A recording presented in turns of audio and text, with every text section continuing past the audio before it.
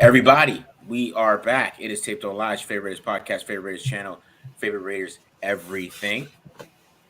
We are back. You guys already know what to do. Hit the subscribe button. Subscribe. Hit the like button if you like it. Hit the dislike button if you don't like it. Leave a comment if you like it. Leave a comment if you don't like it. Also follow us on Twitter at the Markshot NFL for me and at BD Williams 18 for BD. No Matt Holder this week. Has some PFF stuff he had to do probably. But you know what I'm saying. It's us too, the normal guys on the show. So check us out for instant reaction. Chargers go down 27-20 to the Raiders. Raiders won their third in a row. They're back in the playoff picture. They're in the hunt on the playoff picture comes up on a okay. It's gonna say in the hunt. The Raiders 5-7. So right. And probably, they beat the Chargers, so there's going to be a lot of bandwagon this week. I'm really not going to be happy about this week too much because I'm going to be like the Raiders could win out. They could win the rest of the games. And it's just setting up for them to lose the Rams on Thursday. So I just want them to handle business, and let's see how this goes forward. But initial thoughts of the game, BD? It's an interesting game. They keep on putting themselves in a hole. They keep on shooting themselves in the foot with turnovers early on. 2 games in a row now, and then they still are able to, overcome that and secure that victory. Offense after those rough starts in these last 2 games ended up, looking pretty darn good down the stretch. And for me, and I know we're going to talk about this later on, when this offense is going to look good when Foster Moreau catches that big one down the sideline. Matt Collins catches, like that 3rd and long conversion across the middle. Like when those guys start making plays, like they don't need to have an incredible game. They don't need to have 100 yards. But like they start making some key 3rd down completions, maybe, a chunk gain, an explosive gain. That's when this offense, I think, is going to be an extremely, extremely tough one to stop going forward. But it can't just be the Devontae Adams, Josh Jacobs 1-2 punch. Other guys are going to have to do some things at some point. And we saw a little bit of that in this game, but in my opinion, not enough to be sustainable. So that's just my, first, point on offense. And then on defense, pass rush again. My goodness, pass rush went nuts. 5 sacks in this one. Mm-hmm. And Crosby didn't even technically register a sack. I mean, He had tons of pressure, every single defensive line. I remember there was one clip where they kept on rewinding it, and every single defensive lineman hit Justin Herbert, all 4 guys. So the pass rush was really winning. I'll be interested to see what they were doing on the back end. I saw a little bit more contested catches on the back end. So maybe they're doing some things different in the secondary. Maybe it's not as shaky as it was in the past, because I feel like if guys were just running free, I feel like Justin Herbert would have been hitting those guys and not missing like the last couple weeks. So I feel like great team win on both sides. So those are my initial thoughts. Yeah, I thought offensively, I thought they kind of looked how they looked the past 3 weeks. They look pretty sound. They look like Derek Carr's playing more within the offense and taking chances when he needs to.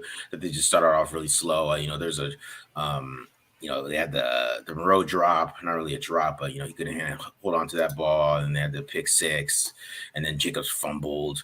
So it was a lot of that earlier on, more than feel like they were more stopping themselves more than anything else. I feel like they kind of got to that point, and they found a way to get Adams involved, which I thought they were going to have. A good chance to do that again, because the Chargers just play so much man, and it's variations of man that they like to play. But I mean, at the end of the day, they're playing a lot of man to man, and it's gonna be a rough day for Asante Samuel or Michael Davis or any of those guys when they're guarding Devontae Adams, and that's why he went for 8 for 177. So it's not gonna be a good day for those guys. And yes. I think him and Carr's connection is pretty legit right now. You can kind of tell that they're really gelling, and yeah. But Josh Jacobs did his thing again, so I mean he's continued to roll. He looks like he's on pace for 1,800 yards. So Yeah, man, it looks like Right. it's pretty good. He's on pace. He's on pace for a ton of yards this year. Obviously, Adams top 5, I think top 4, top 5 of receivers. I mean, he in might in yards as well. He's up there, yeah, for sure. So right after this game, especially 177. So both these guys again, huge, and it's great that the Raiders have them. Look at the record. It's like, okay, so what's the problem here? They got 2 extremely productive players on offense. Yeah. What's the problem here? It's like after that, who else is truly making plays consistently, on the team, and I think that has been one of the reasons why Raiders struggled early on. Obviously, there were some issues on defense as well. So that that's just, to me, it's great. It's awesome that it's Jacobs and Adams, and they're playing, lights out. But I would much rather at this point have like Seth Roberts, 2016 Seth Roberts, than Mac Hollins. You feel me? Like, yeah, I need a little bit more playmaking from these guys. Well, I mean, I will say Renfrow and Waller should be back pretty soon here. I mean, I don't even know if it might be this week. I know it might be this week because of Thursday, but I think the following week, I mean, if they end up winning this game on Thursday, I mean, they'll get Waller back for the Patriots game. In my opinion, they get 10 days of rest. They'll get Renfrow and Waller back, and we'll see how this goes from there. Because I mean, I every time I watch Fossil Road run around, I'm like, man, Darren Waller run that better. So that's kind of how I feel about that, and I feel like that. Yeah, we'll get some better play, some better chances for Derek Carr to spread the ball around. Not even spread the ball around, but just throw to better players, get some other guys targets that need to get targets. And you're seeing opportunities for Darren Waller to get the ball. So I mean, with the routes Foster Monroe's running, so I mean, I expect that to it's gonna get better, especially with Carr and Adams are already on the same page. But they're on the same page. I wanted to bring up that's part of this conversation here, because early on in the season, Carr was definitely forcing the ball to Adams, and there were some exchanges that were like question, like what's going on between these guys, right? And it looked a little funny in the beginning of the year. Last 4 or 5 games, it's looked beautiful, right? Like they have an incredible connection right now. But I also feel like it's helpful that Renfrow and Waller were out of the lineup, so that Carr could finally, it's not like, oh, I'm forcing the ball when I have these other guys. Like, there's no one else, so it's cool. Like, we can do it like this. Yeah. Right. We can do it like this. So he's built that connection. Now you put Waller, now you put Renfrow back in, and it's a little bit more natural between Adams and Carr. So I'm encouraged. I'd be hopeful to see what happens there. Let's go to that. It was a red zone. It was a red zone play. Yeah. And instead of it was later on in the game. Instead of throwing to Hollins, the announcers they brought it up. The commentators brought it up. Instead of throwing to Mac Hollins across the middle of the field, he threw it to Adams. Adam was covered. Yada yada yada. Whatever. Yes, sir. In that look, I mean, I don't remember the formation at all. But do you think that would be Waller if Waller's healthy? Waller coming across the other side? Probably. It'll be hard to say. I mean, they run a lot of Waller doing a lot of X stuff when he's in there. Right. Exactly. That's the X. Right. Yeah. So they like to. I mean, not all the time. I mean, they like to use him in the slot a little bit more. I mean, you're probably going to use him how they use Foster Monroe. I mean, that's how I would say they will use Darren Waller when he comes back. But I mean, on those type of concepts, you never know, because one thing they'd like to do when Darren Waller was out there is they'd run 22 personnel instead of 21. Because when you have 22, that makes Darren Waller the X instead of Mac Hollins. Right. So that was something that they did more often. So they might go to something like that, but yeah, on those type of plays. But yeah, I mean, Devontae Adams is open on that play, so I know people want to be like, oh, Mac Hollins is open. Like, I mean, but Devontae Adams is open too. So yeah, right. You know what I mean? Yeah. All right, let's talk about the offensive line too. Offensive line definitely playing a lot better, for sure. I think that especially in pass pro, I think they're playing a lot better.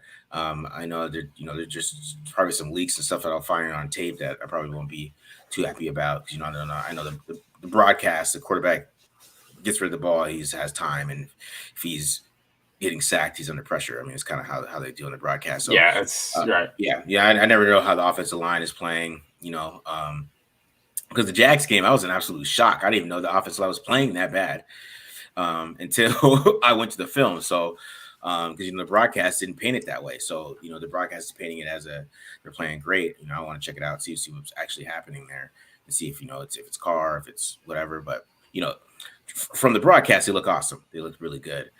What about the run game early on? What were you seeing there? Was it just about normal? It seemed like there were some situations there where they struggled. That's what I mean. I mean, like early on in the run game, it wasn't that good. Okay. I feel like that's why they're stall early, because they want to come and run the ball. I saw something like Jacobs for his first 5 carries averages like 3.8 yards per carry or something like that. Show that on during the broadcast. So that was interesting. So I mean, that's what I'm saying. The offensive line, I mean, they're playing a lot better. I want to give them credit where credit's due, but I don't want to act like they're top 7 like PFF says. But of course, they're doing their job. They look closer to that. Let's say that they look closer to what they should be. But they got Aaron Donald coming this week. So I hope they're ready for that, because the real thing, which I feel like I'm trying to bash this off his line, but the last couple weeks, these pass rush teams haven't been that great. We mentioned that in the previews. We previewed the Seahawks, but we did preview the Broncos, and we previewed the Chargers, and these teams didn't have that much of pass rush. So I'm happy that they didn't make these teams look like that pass rush. So I'm happy that we kept that expectation. Okay. Chargers didn't get any. Yeah, the Chargers didn't get any pressure against the Cardinals, and the Cardinals' offensive line is a little bit better than the Raiders, tiny bit. So you figure if they were pressure getting team, they would get some against the Cardinals, but they didn't. So I was hoping the Raiders would come here and handle business against this pass rush, and they did. So props to them. Seemed like they did. Yeah, solid. They definitely had like way worse performances earlier on, like visibly. That was worse than the Jags game. It was only after the Jags game was only up. So everything better than the Jags game is awesome in my opinion. So as long as I got to watch that slop anymore, nobody's on the floor as much. You know what I'm saying? I mean, we have like a couple guys on the floor last game. It was like 5 the previous game. Hopefully there's 0. There you go. Mm-hmm. Yeah. Okay. Let's transition here. Anything you want to bring up about Josh Jacobs? I don't know if you already mentioned, made your points about his game. No, I haven't really made my point about Josh Jacobs, but Josh Jacobs is just consistent. He breaking tackles, man. Half those runs. That's what I was talking about. Like, I don't even know how good the offensive line actually played, because I swear half his runs he was getting tackled for 1 yard and he would drag him for 5. So, you know what I'm saying? Like, he was balling today. I thought he had one of his best games, in my opinion, because I don't think that was as much there as it seemed. I thought he was creating a lot of it, just running really hard, especially when he's injured. He has an injured calf. It's going to be hard for him to bounce back by Thursday. It's going to be interesting to see how he does that. I don't even want to hear him being iced or something, like somebody saying that we can just run with Zamir White. Like, I don't. No. Let's not do that. I mean, especially if they're trying to make the playoffs, he's got to, he's got to have to take that cortisone shot, and you know what I'm saying, and which he is going to do. But he ran so hard today, man. That's what I was saying. Like, we want to praise the offensive line, but I think like a lot of it, some of those runs, man, like the 2nd and 6 run that was helping drain the clock a little bit at the end of the game. Yeah, that was him. I mean, he bounced that and he made that guy miss and got that first down. So, he's just been incredible all year. It's really nothing. If it was the 80s, you'd talk about MVP type of stuff, but it's not the 80s.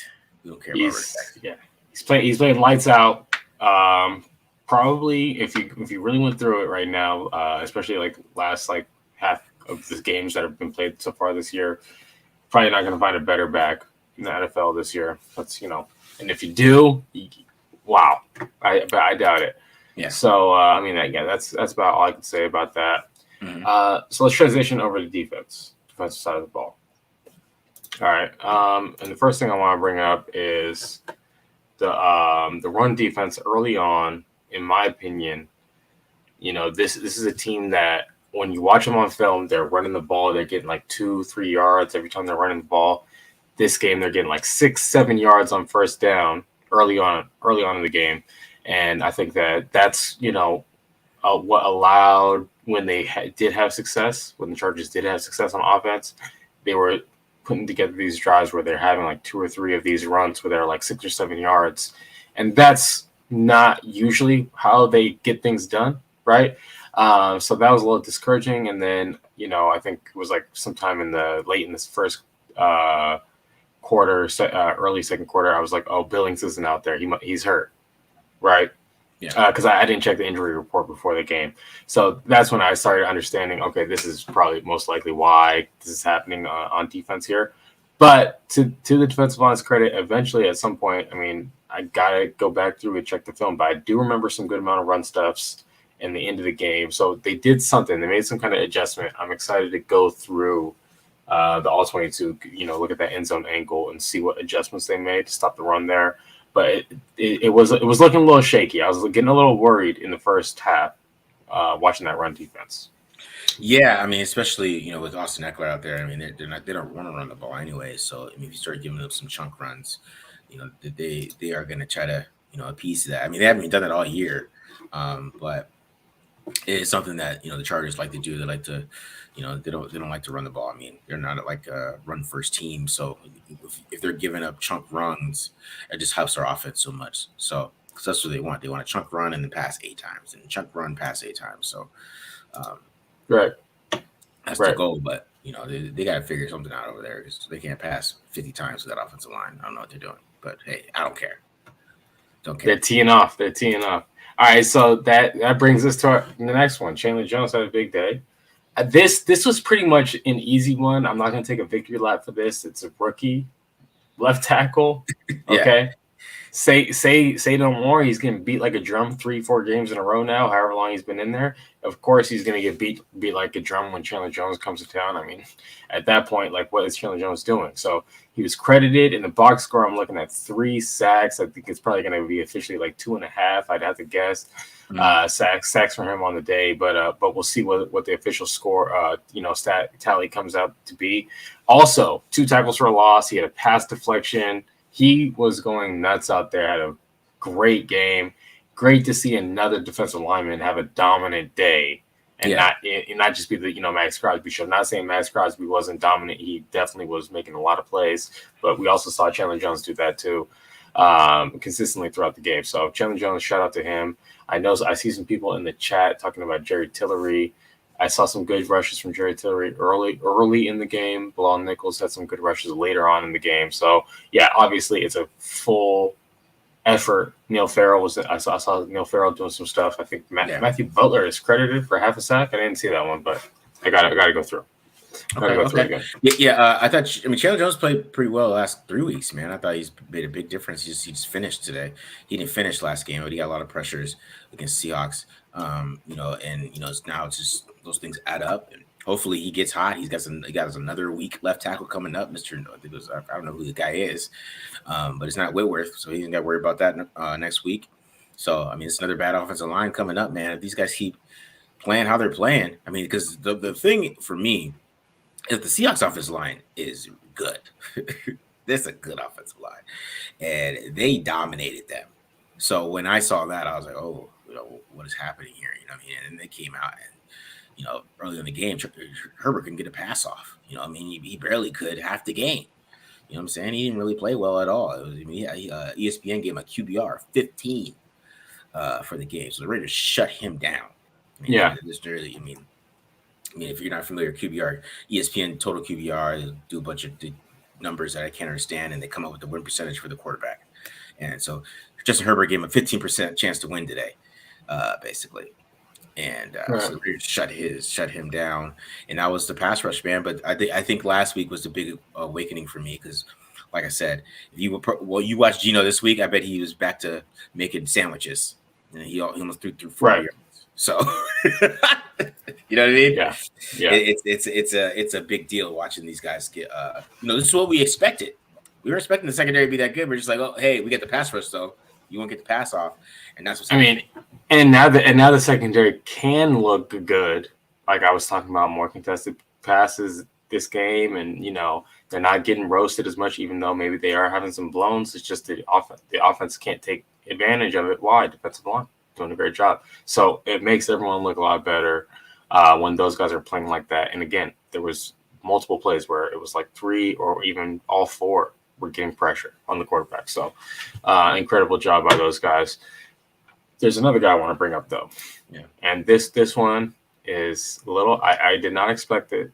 Wouldn't have expected it.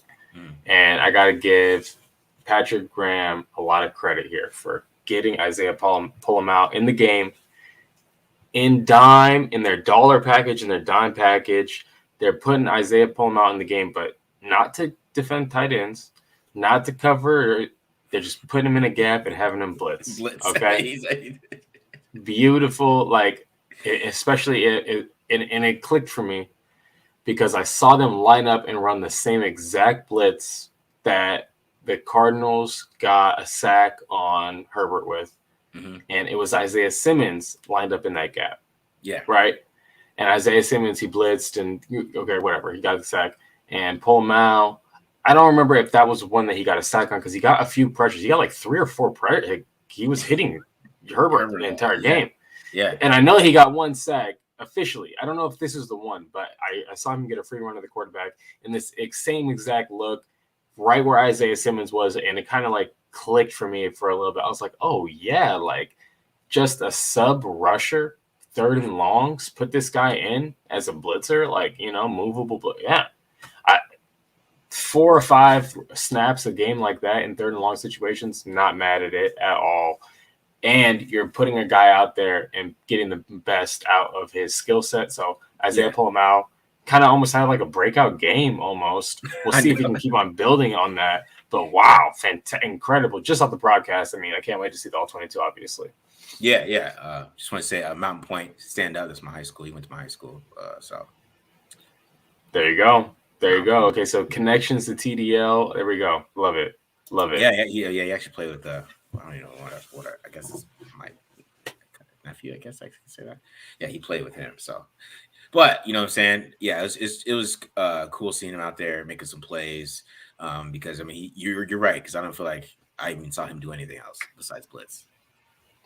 It was mostly blitzing, and he spectacular job. They were drawn up perfectly. He executed his role in that. And when you put a guy in and it's like, hey, your job is to blitz, you're condensing the game, right? It's like, okay, I just have to master my blitz packages and like know where I need to go and what adjustments I need to make. I don't have to worry about going and covering down over the tight end and what leverage I'm going to be in and what adjustments we're going to have out there. You condense the game plan. You let Isaiah Pola-Mao, a young player, do something that he's good at and not have to worry about much else early on in his young career. That's the best way to use a rookie, in my opinion, especially like a guy he's like late, undrafted, whatever. That's fine. But that's how you get his feet wet in the NFL early on, and it paid dividends. It was fantastic use of him. Yeah, his talents. Make you feel like you can play in the NFL, man. Right, exactly. Yeah, huge confidence boost for sure. What was it say? So, you mentioned I think it was Denver that Duron Harmon took over the green dot. So before we get out of here, what do you think of that impact on defense? Because I mean, besides the Seahawks game, because the Seahawks are just whatever. Geno Smith, right? Well, 20 points and 16 points. Yeah, I didn't pay attention to that this game. What I did notice is that Jayon Brown is out there in a lot of groupings. So I wouldn't even be surprised if Jayon Brown had the green dot for this game. I watched it. It is Harmon. Okay, great. So yeah, I think again, since that change has been made, this defense has played a lot better, a lot faster, especially the pass rush. I think we could assume that it has something to do with Harmon just being that older veteran, getting everyone in there lined up, and and that's helping them, make these plays that they're making. But I don't know how much of an impact that Duron Harmon calling those plays in the back end of the defense primarily, but also calling in the huddle. I don't know how much of an impact that's going to have on the defensive line. But certainly since he's taken that over, the defense has played a lot better. So, yeah. And I just want to end the show saying we are 6-0 since Rich Gannon has called out Derek Carr over the past 2 seasons. We're at 6-0 now. In the regular season, 6-0 in the regular season. We're 6-0 regular season. We don't know if the Bears make the playoffs. We don't know how this is going to go. But we haven't lost a game since Rich Gannon has called out Derek Carr. We're 3-0 this year. We're 3-0 last year. I don't know if we keep the streak going. We have to thank Rich. I think Rich might have to do this week 2. I need Rich to do this week 2 next year.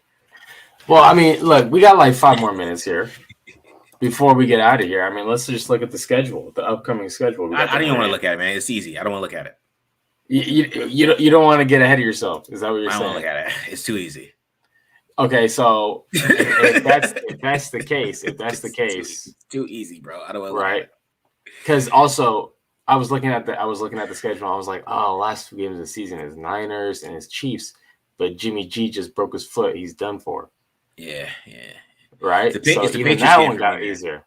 Patriots is tricky. Game. Patriots is definitely a huge question. Josh McDaniels beat Bill Belichick his first time playing him a couple years like in 08 when they 09 or whatever 09 whenever he became the Denver Broncos head coach, and I'm sure as hell Bill Belichick has not forgot that. So I know that game is circled for Bill too. So I'm not taking that game lightly. I don't care who the quarterback is. Bill Belichick is over there. Yeah. And who knows Josh McDaniels and what he likes to do more than Bill Belichick? I'm not. Yes. I don't like that game. I don't like that game. True. I don't. The Raiders defense is going to have to show up that game because, man, they're going to be prepared for this. They are going to be ready. Interesting. Yeah, I saw that one. That was one that caught my eye on the schedule for sure. Mm-hmm. Let's see. I'm still going to look at it, even though I know you don't want me to. I'm still going to do it. Because that's we could beat the I don't know about the Patriots, man. The Patriots they're such a game plan team. They could just come up with some awesome game plan to stop us. Yes. You know, possibility. It's a possibility. All right. You know what? I'll just listen to your advice. Yeah, I agree. You know, Rams. The rest of the. I was saying they should win this Rams game. Right, should win the Rams game. We don't know who their quarterback's going to be, but that's like the last game of the season there, second to last game of the season there. Right? Do they have another NFC team? I don't think so. They got Rams, Patriots, Browns. I think they still have the Browns too. Oh yeah, the Browns. That's right. Okay, so the Browns. That's an interesting one. Mm-hmm. Unfortunately. Yeah, that's an interesting one. Yeah, so we'll see. Steelers. That's an automatic win. Got to be right. It's in Pittsburgh, but come on. Is it automatic? That's what I'm saying. I don't know. We'll see. Saturday night in Pittsburgh. That should definitely be a win. I don't see Browns. Really? I think they played the Browns this year. Didn't they play the Browns this year? Yeah, me too. I thought they did. It's Rams, Patriots, Steelers, 49ers, Chiefs. To end it up. No Browns, but I swear okay. So 4 more to wrap it up, or 5 more to wrap it up here.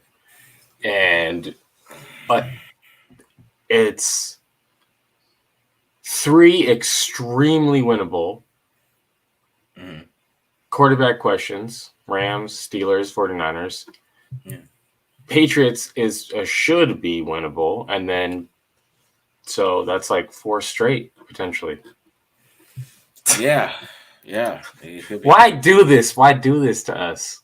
Because if they win 4 straight and then they lose that last one against the Chiefs and then miss the playoffs, so it was all for nothing. Because that's probably the hope is the Chiefs probably already have it locked up. I mean, even though they lost today, right? That was a big loss for the Chiefs. Are going to lock it up last week. I don't know if that's going to be true. But hopefully I think the Jets are going to fall off a little bit. I think they got the tiebreaker against the Chargers too. And the Chargers are kind of just, who knows what's wrong with them. And yeah, man, we'll see. We'll see how this goes. The Raiders are 3-2 in the AFC West, though. It's interesting. Nobody's expecting that. Huh? Interesting. Very interesting. Got another one. Okay, one more. So This whole season is 3 blown 17-point leads. If it's 3 blown 17-point leads, man, we'd be super relaxed right now. We wouldn't even. Yeah. It was weird. It was weird. They gotta. Was there any film documentary crews in the building during those? Like, what was going on? The Cardinals game is so all bad the right collapses. Now. Yeah, Cardinals game. I was pretty that was pretty broken up about. That was the worst collapse. But all right. So, but we'll see how they end up finishing the season. We got 364 people in here, right at the 30-minute mark here. So we'll see how they end up finishing the season. We're talking about early season, early collapses in the season, but now some strong victories. Last 3 games.